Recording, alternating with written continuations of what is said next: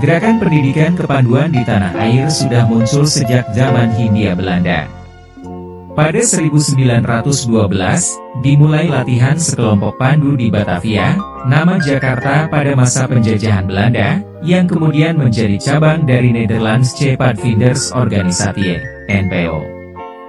2 tahun kemudian, yakni 1914, cabang NPO tersebut disahkan berdiri sendiri, dan dinamakan Nederlands-Indische Padvindersvereniging, NIPV, atau Persatuan Pandu-Pandu Hindia Belanda. Pada saat itu, sebagian besar anggota NIPV adalah pandu-pandu keturunan Belanda.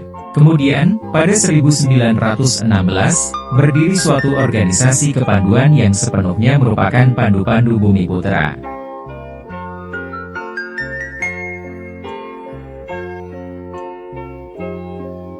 Adalah Mangkunegara VII, pemimpin Keraton Solo yang membentuk Javaanse Padvinders Organisatie.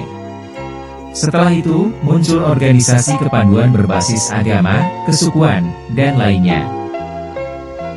Organisasi kepanduan itu antara lain, Padvinder Muhammadiyah, Hizbul Wathon, Nationale Padvinderij, Syarikat Islam Afdeling Pandu, Kepanduan Bangsa Indonesia, Indonesisch Nationale Padvinders Organisatie, Pandu Indonesia, Padvinders Organisatie Pasundan, Pandu Kesultanan, El Hilal, Pandu Ansor, Al-Watoni, Tridharma, Kristen, Kepanduan Asas Katolik Indonesia, dan Kepanduan Masehi Indonesia.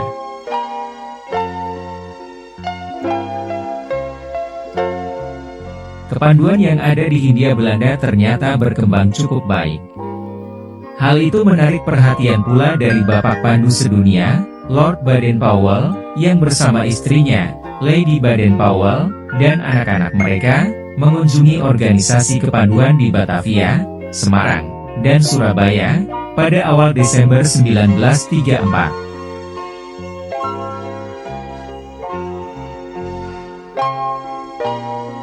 Pada 27 hingga 29 Desember 1945 berlangsung Kongres Kesatuan Kepanduan Indonesia di Surakarta. Kongres ini menghasilkan Pandu Rakyat Indonesia sebagai satu-satunya organisasi kepramukaan di Indonesia.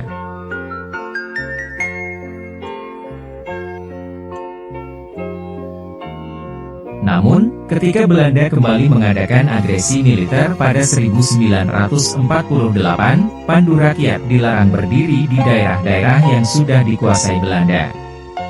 Hal tersebut memicu munculnya organisasi lain, seperti Kepanduan Putra Indonesia, KPI, Pandu Putri Indonesia, PPI, dan Kepanduan Indonesia Muda, KIM. Pada perkembangannya, Kepanduan Indonesia kemudian terpecah menjadi 100 organisasi yang tergabung dalam Persatuan Kepanduan Indonesia, Perkindo.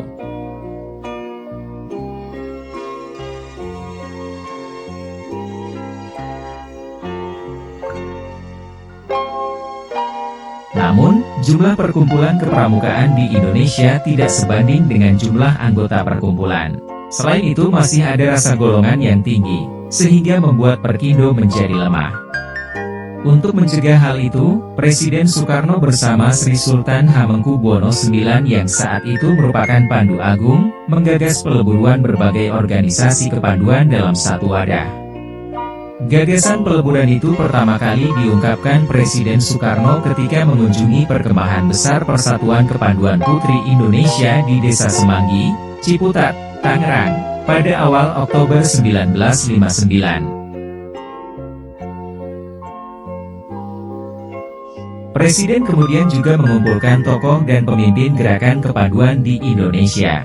Seluruh organisasi kepanduan yang ada, dilebur menjadi satu dengan nama Pramuka. Presiden menunjuk panitia terdiri atas Sri Sultan Hamengkubuwono IX, Priyono, Aziz Saleh, Ahmadi, dan Mulyadi Joyomartono. Gerakan Pramuka tersebut diawali dengan serangkaian peristiwa yang saling berkaitan. Pada 9 Maret 1961 diresmikan nama Pramuka dan menjadi hari tunas Gerakan Pramuka. Pada 20 Mei 1961, diterbitkan Keputusan Presiden Nomor 238 Tahun 1961 tentang Gerakan Pramuka, dan momen ini dikenal sebagai hari permulaan tahun kerja.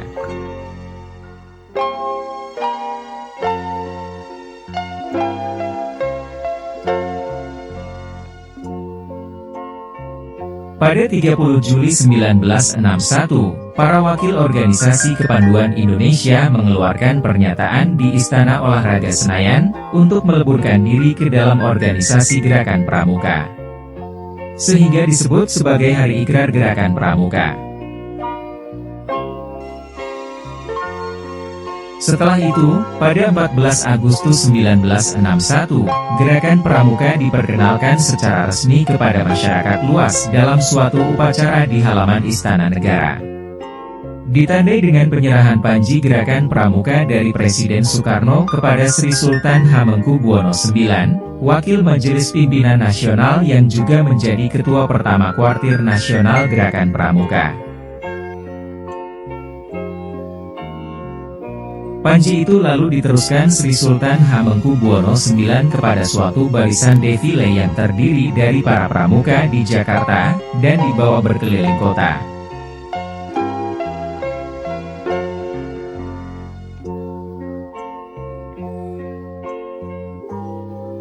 Tanggal 14 Agustus itulah yang kemudian ditetapkan sebagai Hari Pramuka dan dirayakan seluruh pramuka setiap tahun.